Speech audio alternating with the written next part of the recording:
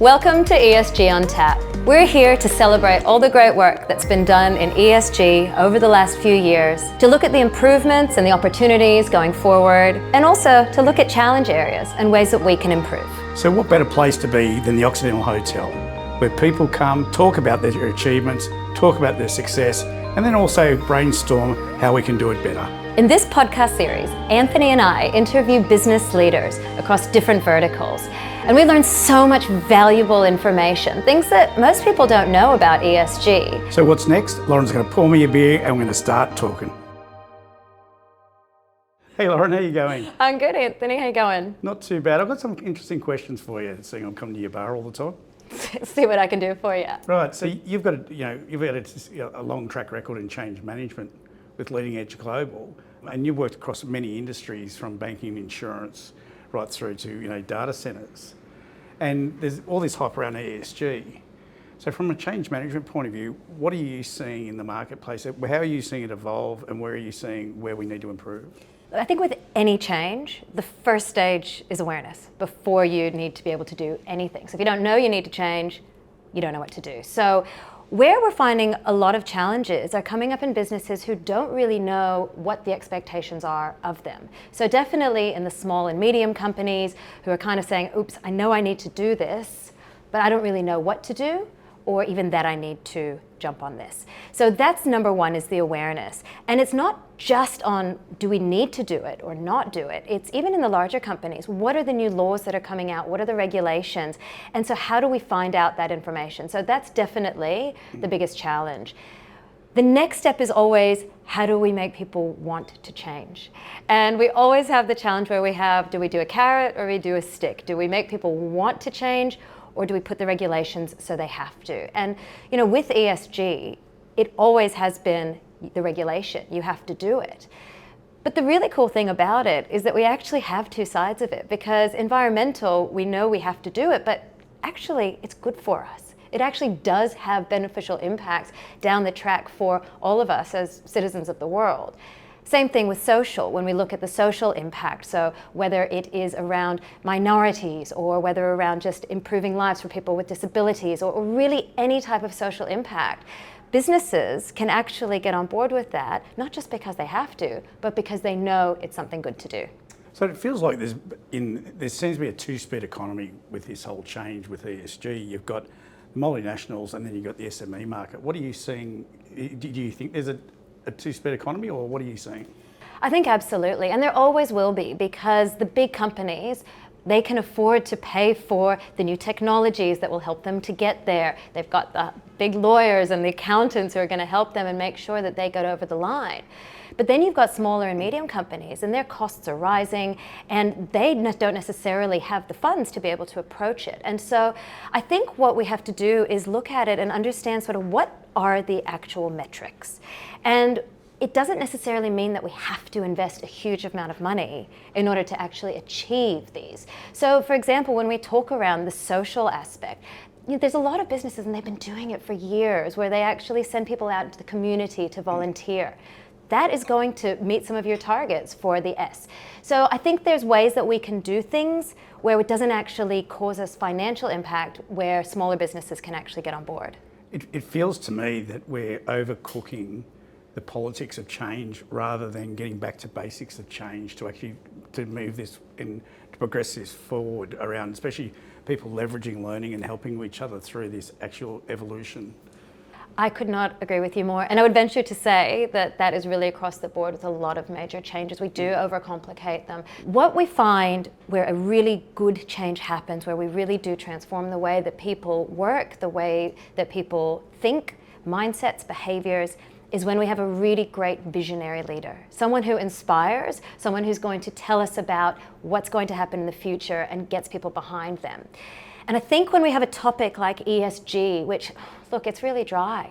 I mean, it's not exactly sexy. So how do we make it so that we have someone up front who is actually leading the charge to say, this is really important? And we have had people across the world for many generations who have actually led this charge, even starting at John Lennon, who was a huge proponent for the environment.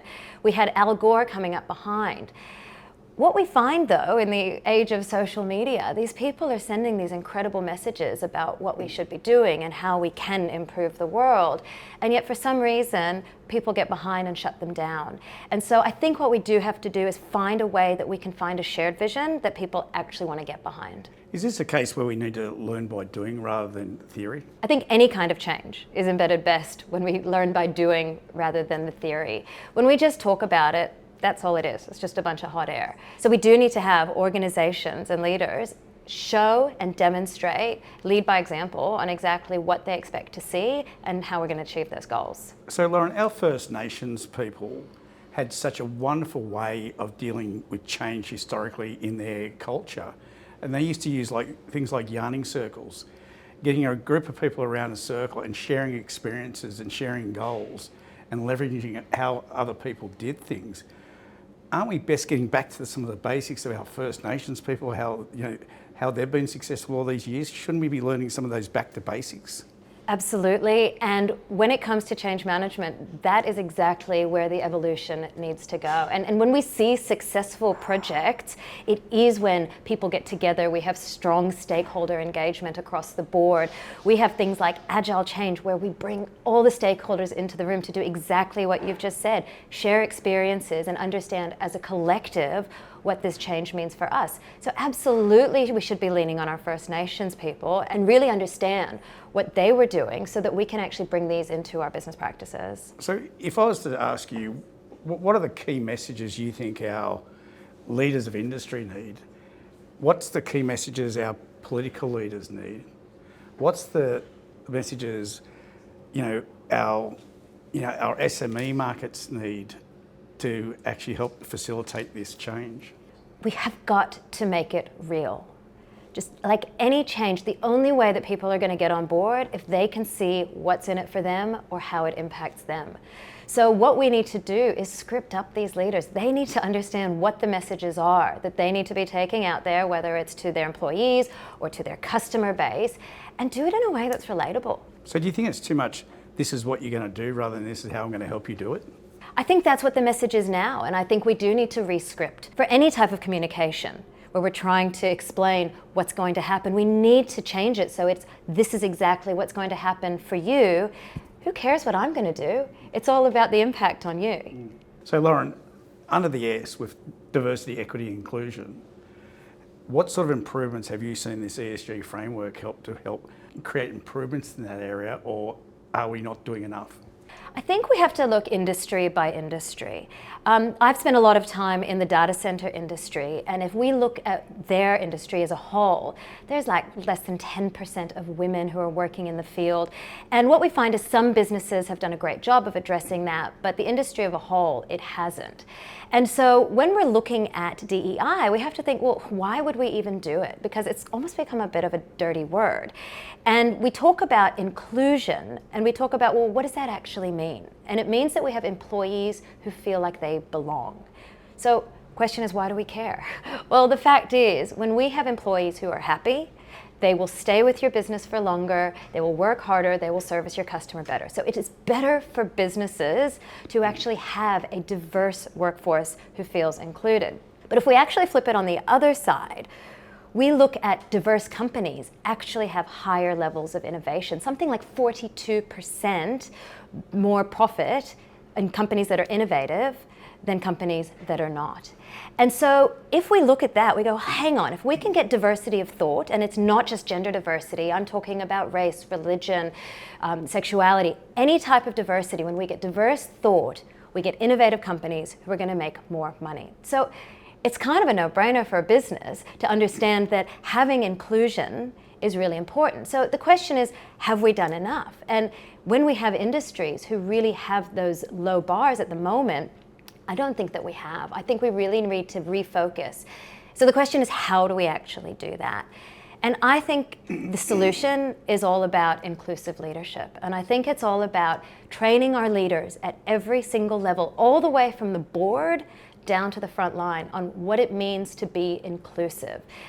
I think one of the challenges we do have is that, for example, in our ASX 300, we have a highly undiverse board as a whole. We only have 30% women, It is mostly white men over the age of 60. And so how are we going to get innovation when we don't even have that diversity at our board level? And so I really do believe that it needs to start there. We need to start from the top and have that flow down, but everybody needs to be educated. So over the last 10 years, have you seen the improvement in women's roles in organisations? Has there been a shift? I know it's probably not enough, but have you actually seen that shift? Look, I think women have been addressed pretty well in most organizations for a while now. With the new WGEA stats that are coming out, there still is a decent pay gap between women and men in a lot of companies. So definitely there has been movement, but we need to keep pushing. When it comes to inclusivity as a whole, I've worked within organizations that have really strong diversity initiatives where they have gender equality and they have lots of programs around that. I think what's happened is in some ways the needle's actually gone too far. And we've actually gone to the point in some places where we've actually gone inclusion so far that we're actually excluding others. And this is why I talk about full inclusion. It's not about one particular group sticking together. It's about everybody understanding where they come from, the value that everyone brings, so that everyone has an equal place in the organization. Lauren, it's been such a great day talking to you in this topic around ESG. We've had some wonderful guests, everything from data centres to accounting firms to technologists. It's just been absolutely fantastic, and it's been an eye-opening on how much is being done. We're probably not doing enough for the marketplace to actually brag about how well we're doing. You're a superstar. I love working with you. Thanks, Anthony. It has been a blast, and look forward to doing it again soon.